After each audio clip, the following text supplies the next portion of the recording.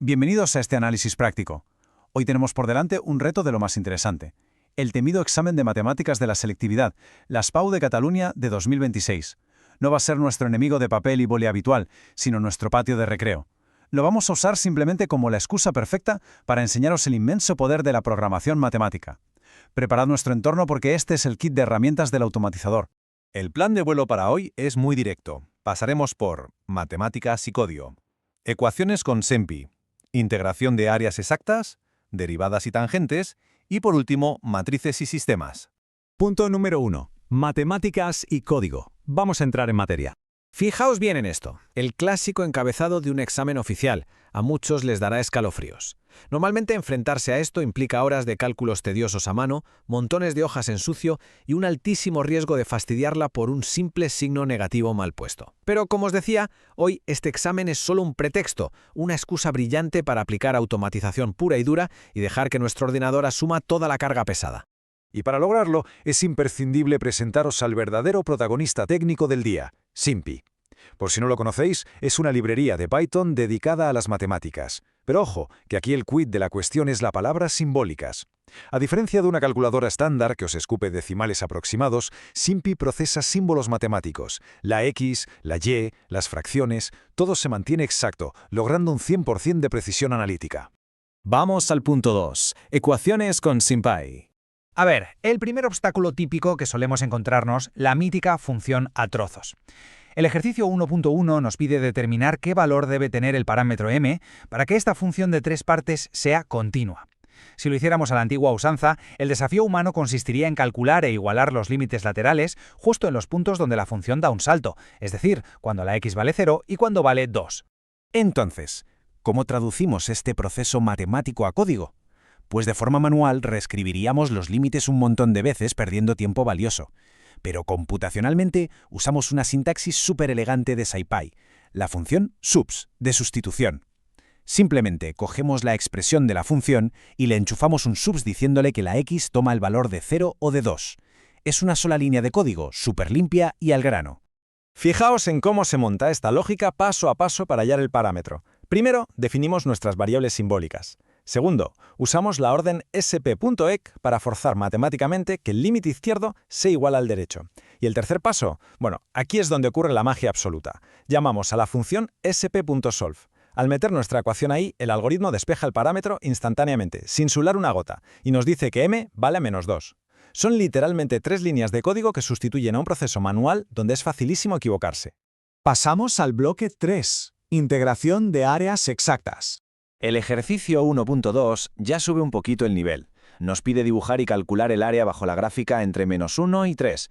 Históricamente, calcular áreas acumuladas teniendo que saltar de un trozo a otro de la función es un auténtico coladero de errores humanos. Hay que aplicar la regla de Barrow por partes y luego sumar todo sin equivocarse en las fracciones. Un dolor de cabeza que, por suerte, hoy nos vamos a ahorrar.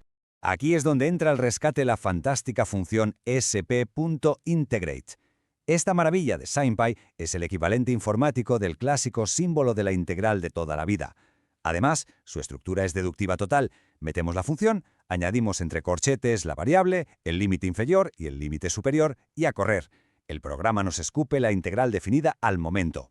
Pero mirad esto, porque el resultado es increíble. 49 sextos menos 5 por la exponencial de -2, partido por 2, ¡una locura! Aquí es donde brilla el poder del cálculo simbólico. Una calculadora gráfica tradicional os daría un decimal tipo 7.82 y se quedaría tan ancha.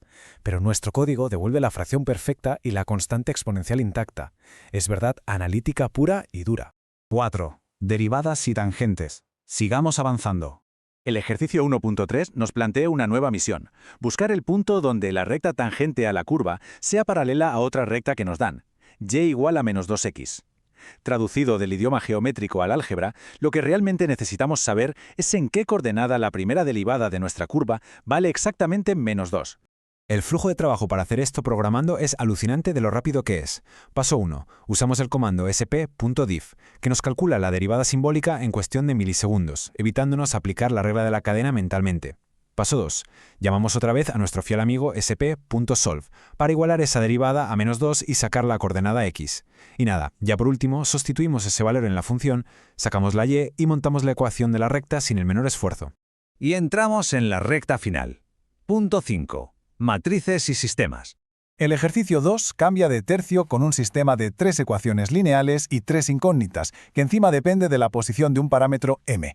Ya sabéis lo que significa discutir esto a mano, calcular determinantes larguísimos y aplicar el teorema de Rouchet-Frobenius con muchísimo cuidado. Vamos, un terreno abonado para liarse y que a más de uno le habrá dado dolores de cabeza.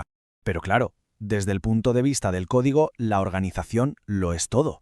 Si lo pensáis, podemos trasladar sin problema todo este monstruo algebraico a una matriz superlimpia. Ponemos los coeficientes de la x, la y y la z en las columnas y el término independiente al final. Toda esa complejidad no es más que una simple tabla de datos bien ordenadita.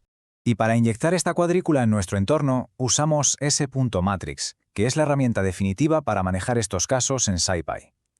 Al meter las ecuaciones ahí, el análisis es un paseo. Calcular el determinante general para saber si el sistema tiene o no tiene solución pasa a ser un simple clic. Cambiamos media hora de álgebra tensa y propensa a fallos por una ejecución instantánea. Al final del día, la filosofía que quiero que os llevéis de este análisis es muy clara. Estamos sustituyendo cálculos manuales interminables por algoritmos que son elegantes y precisos a partes iguales. Este examen oficial no ha sido más que un lienzo genial, una excusa perfecta para demostrar que usar herramientas como Python simplifica y domina el análisis matemático al máximo nivel.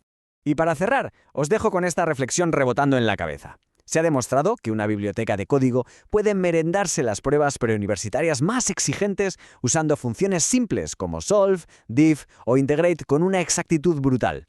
Viendo esto, ¿cómo deberíamos cambiar la forma en la que estudiamos matemáticas desde mañana mismo? Quizás la evolución lógica ya no es calcular como una máquina, sino aprender a decirle a la máquina cómo debe calcular por nosotros. Nos vemos en la próxima.